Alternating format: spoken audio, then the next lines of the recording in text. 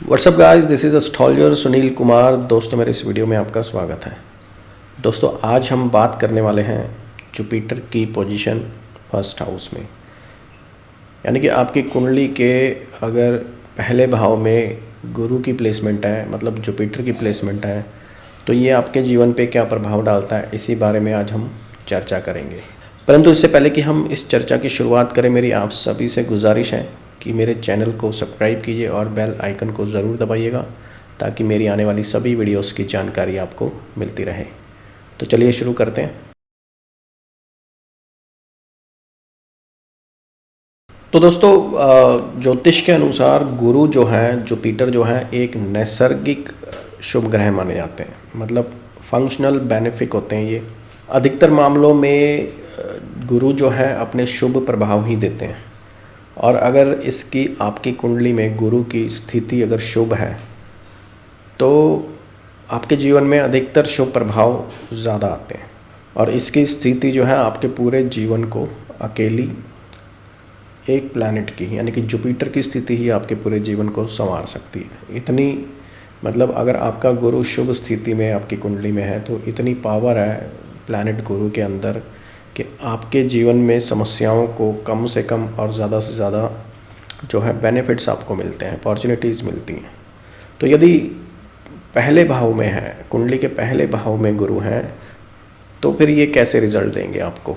अगर गुरु अकेला ही पीड़ित है आपकी कुंडली में, तो बाकी के बनने वाले शुभ योग भी जो होते हैं आपकी कुंडली में, उनके भी फल आपको पूरी तरह से नहीं मिल पाते हैं।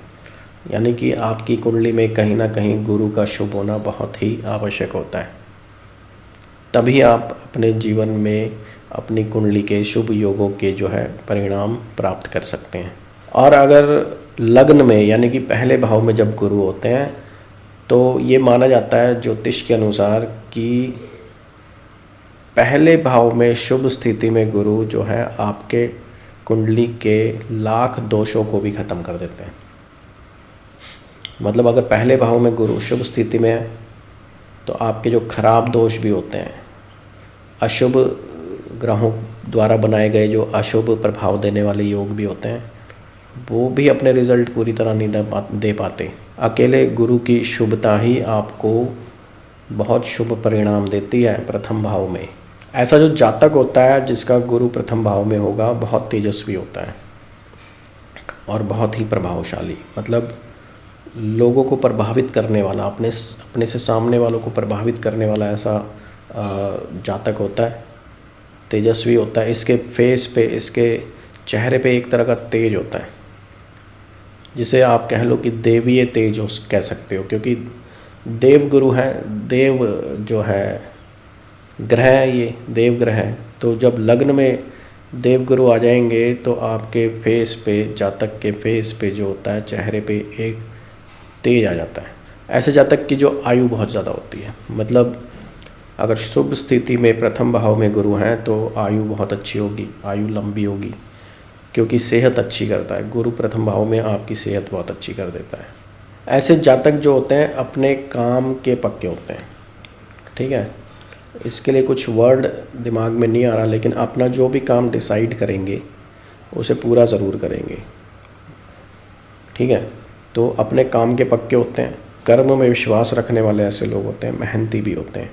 ज्योतिष में विश्वास रखने वाले भी ऐसे लोग होते हैं। अगर गुरु लग्न में होगा, ऐसे जातक जो है धार्मिक भी होते हैं, और धर्म कर्म में विश्वास रखने वाले और ज्योतिष में विश्वास रखने वाले भी होते हैं।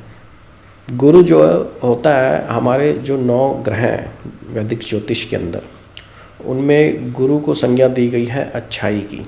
मतलब गुरु आपकी अच्छाई को प्रकट करता है। अगर लग्न में ही शुभ गुरु होगा तो ऐसा इंसान जो है अपने जीवन में कभी गलत कार्य नहीं करता है।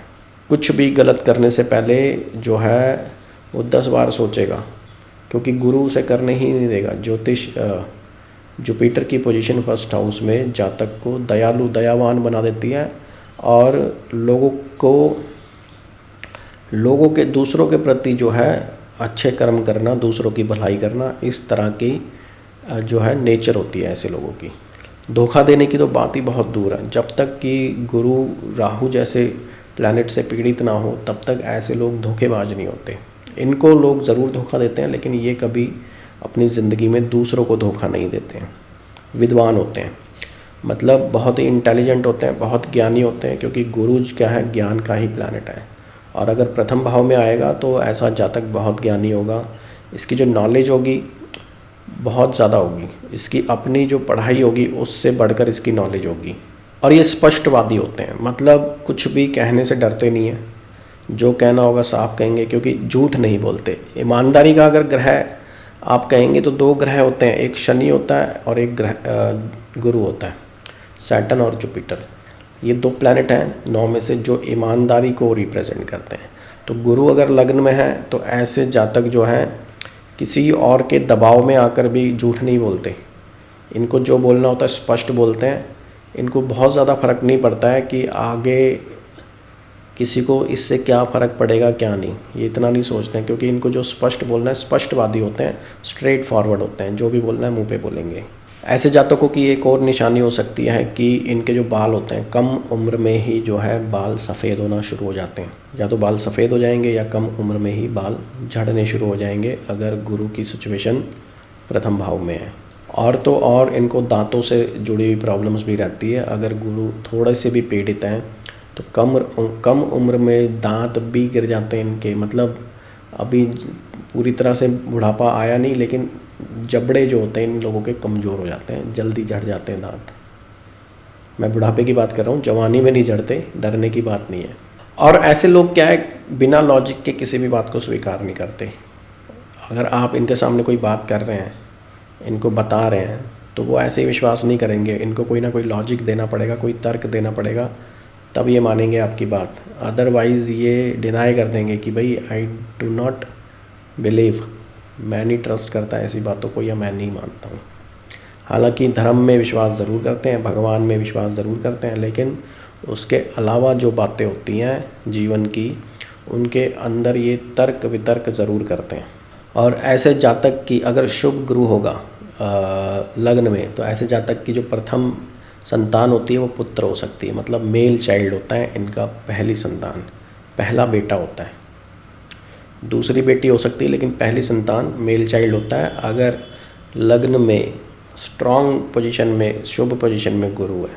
और धर्मात्मा किस्म का होता है, जो कि मैंने बताया ही है। अच्छाई, धर्मात्मा इसलिए बन जाती है, धर्म से जुड़ी हुई आत्मा, मतलब धर्मात्मा जो अधर्म ना करे उसे धर्मात्मा कहते हैं। ये कभी किसी की बुराई नहीं कर सकते, कभी किसी का बुरा नहीं कर सकते अपने जीवन में। और जो लोग अपने जीवन में कभी किसी का नुकसान या किसी का बुरा नहीं करते हैं, वो एक्चुअल में धर्मात्मा होते हैं, ठीक है। और जो अधर्म की तरफ जाते हैं लोग अपने फ़ायदे के लिए, वो नहीं हो सकते कभी। ऐसे जातक जो है शारीरिक रूप से बहुत स्वस्थ हो सकते हैं, लंबे चौड़े भी हो सकते हैं, और इनका रंग गोरा भी हो सकता है।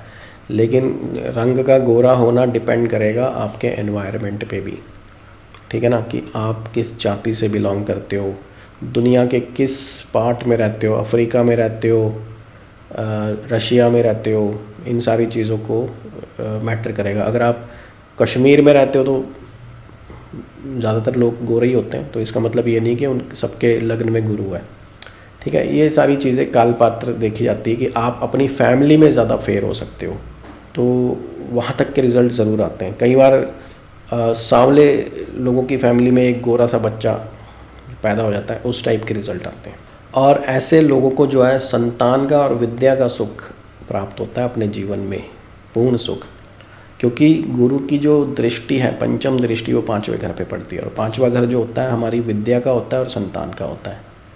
तो पंचम भाव पे गुरु की शुभ दृष्टि ऐसे जातक को संतान की तरफ से भी सुख देगी, मतलब इसकी जो संतान होगी वो बुढ़ापे में इसका साथ देगी, धोखा नहीं देगी। प्लस ये अपनी विद्या भी पूरी करते हैं, मतलब इनकी शिक्षा उच्च होती है, कॉलेज की डिग्री करना। अगर शनि का भी प्रभाव हो पंचम भाव पे, तो रिसर्च तक की पढ़ाई ये लोग कर सकते हैं, ठीक है। हालांकि गुरु रिसर्च नहीं करवाता, रिसर्च शनि करता है। लेकिन अगर शनि का भी मेल हो, शनि का भी सपोर्ट हो जाए, पंचम भाव से कनेक्शन हो, तो फिर ऐसे लोग रिसर्च में भी चले जाते हैं, साइंटिस्ट भी बन सकते हैं। परंतु जो सबसे ज़्यादा शुभ फल देखे गए हैं वो इनकी अपनी राशि में, गुरु की अपनी राशि में, धनु में और मीन में देखेंगे।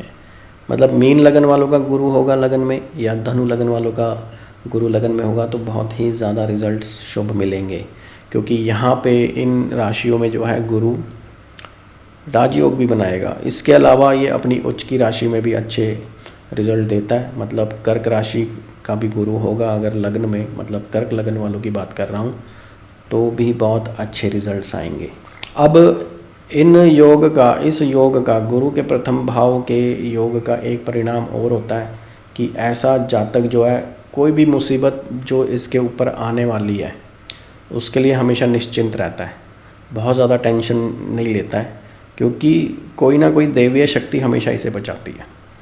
गुरु का प्रभाव ऐसा होता है कि कोई भी संकट बड़े से बड़ा आ जाए लेकिन ऑटोमेटिक कोई ना कोई सॉल्यूशन निकल जाता है और वो कर लेता है, उसको कंट्रोल कर लेता है। इसीलिए कभी भी ये बहुत ज़्यादा टेंशन नहीं लेता है अपनी लाइफ में किसी भी प्रॉब्लम को लेकर। अब कुछ बुरे फल भी हो सकते हैं यहाँ पर, उसके मैं योग बताता हूँ। अब ज़रूरी नहीं है, जैसे कमेंट सेक्शन में आप लोग आके आर्ग्यूमेंट्स करना शुरू कर देते हो कि मेरा भी गुरु है, वो तो ऐसे रिजल्ट नहीं दे रहा, ये तो वो कर रहा है, फलाना कर रहा है, ढिमकाना। तो अभी तक जो रिज़ल्ट बताए वो अकेले गुरु के बताएं।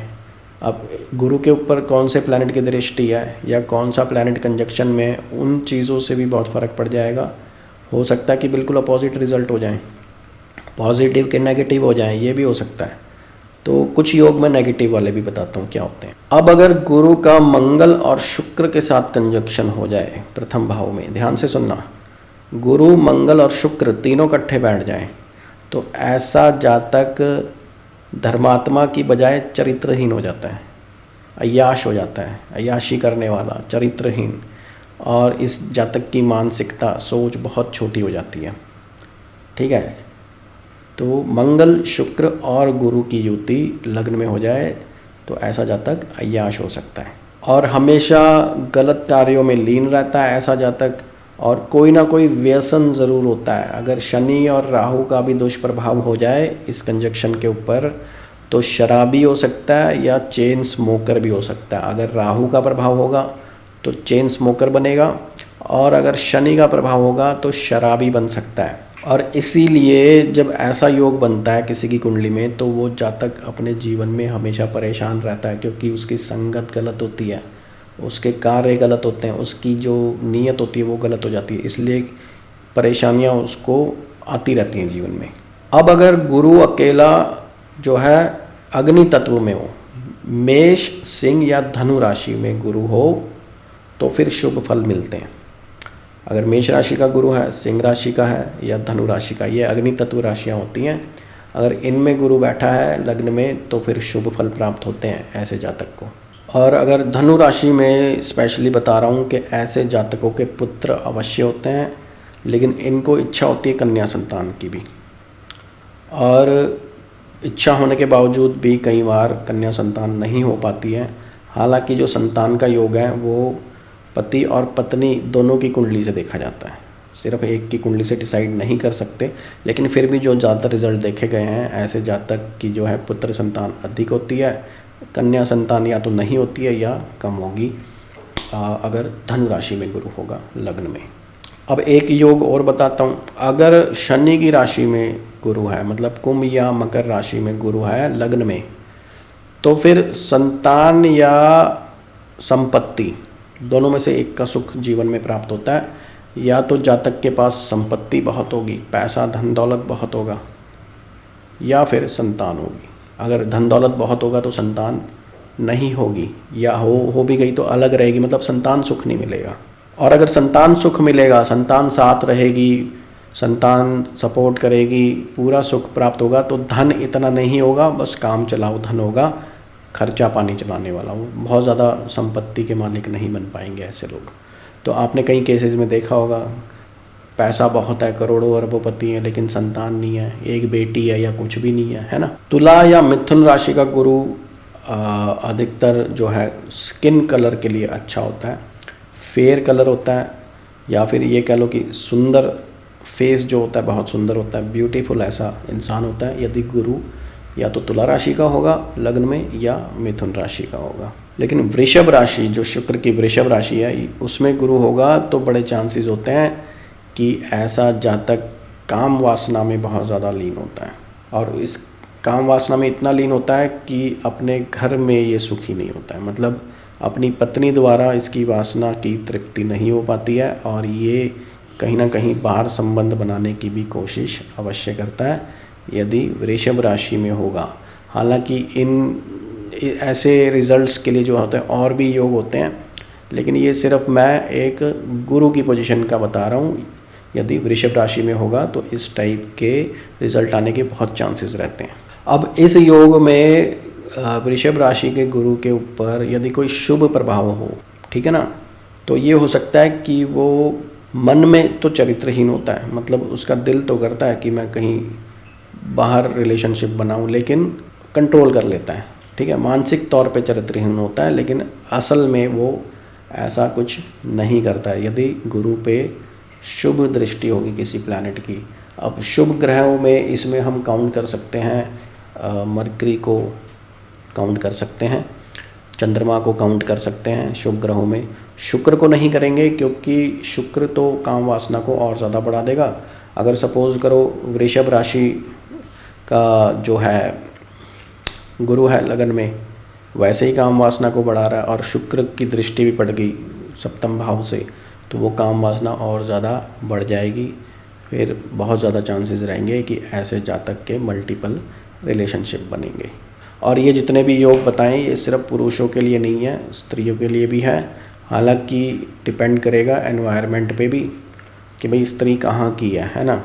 अगर हिंदुस्तान की स्त्री है तो ऐसे योग कम बली होते हैं, क्योंकि एक सामाजिक बंधन भी रहता है।